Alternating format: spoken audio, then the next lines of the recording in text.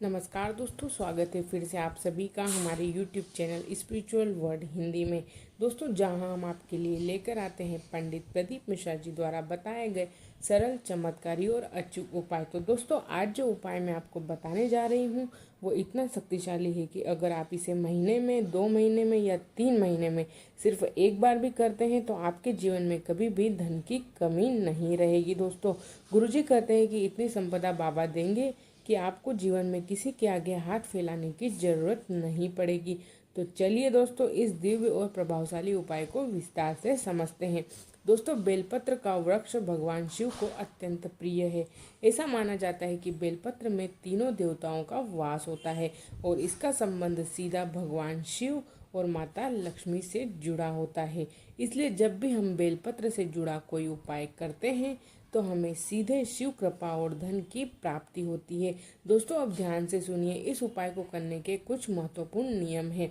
बेलपत्र के वृक्ष के नीचे दूध नहीं चढ़ाना है।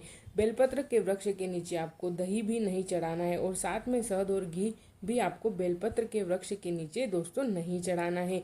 यह बहुत ही जरूरी नियम है। अगर आप यह गलती करते हैं तो उपाय का पूरा प्रभाव कम हो सकता है। दोस्तों, अब जानते हैं कि आपकी तैयारी कैसी करनी है। आपको सबसे पहले आप कलश लेना है, वो भी जल से भरा हुआ। फिर एक पूजा की थाली आपको लेना है। फिर घी का दीपक। कभी भी बेलपत्र के वृक्ष के नीचे एक बत्ती नहीं लगानी चाहिए। दोस्तों, हमेशा आपको 2 बत्ती ही बेलपत्र के वृक्ष के नीचे लगानी चाहिए।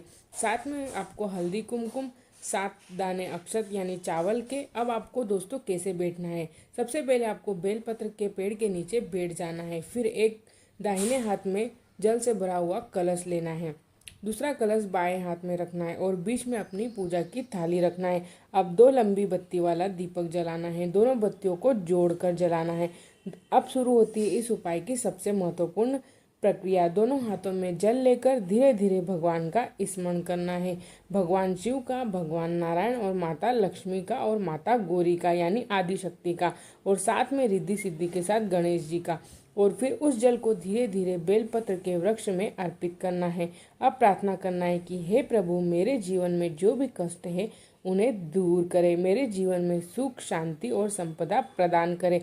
सच्चे मन से विनय करे, यही इस उपाय की असली शक्ति है। अब ध्यान रहे दोस्तों, दोनों कलश का पूरा जल खत्म नहीं करना है, थोड़ा थोड़ा जल दोनों में बचा लेना है। अब बेलपत्र पर थोड़ी सी हल्दी लगाना है, फिर थोड़ा सा कुमकुम लगाना है और 7 दाने अक्षत के चढ़ाना है। इसके बाद उस बेलपत्र को छूकर अपनी थाली में रख लेना है।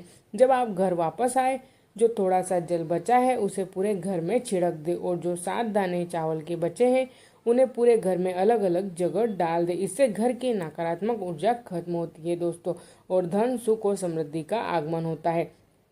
दोस्तों, अगर आप इस उपाय को महीने में एक बार या 2-3 महीने में एक बार भी करते हैं तो गुरुजी पंडित प्रदीप मिश्रा जी ने कहा है कि भगवान शिव की कृपा आपके जीवन में कभी भी धन की कमी नहीं होगी और भगवान शिव का आशीर्वाद आप पर सदा बना रहेगा।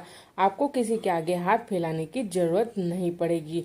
अगर आपको यह दिव्य जानकारी अच्छी लगी हो तो वीडियो को लाइक करें, कमेंट में ओम नमः शिवाय जरूर लिखें और चैनल को सब्सक्राइब करना ना भूलें। धन्यवाद दोस्तों, फिर मिलेंगे एक नए और चमत्कारी उपाय के साथ।